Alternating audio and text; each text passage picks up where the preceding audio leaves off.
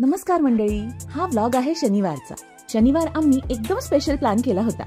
सर्व मित्रमैत्रिणींसोबत गरबा खेळायला जायचं।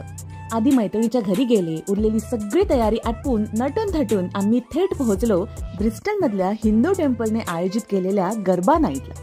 हॉलमध्ये शिरल्यावर एकदम छान भक्तिमय वातावरण होतं। मधोमध देवीचं सुंदर पूजा मंडप सजलं होतं। सगळ्यांनी मनोभावे पूजा केली, आरती म्हटली आणि मग सुरू झाला धम्माल गरबा। सगळेजण रंगबिरंगी ड्रेसमध्ये एकदम लखलखीत दिसत होते। परदेशात असताना असं सगळं मिळून आपली संस्कृती जपणं खरंच खूप अभिमानास्पद वाटतं।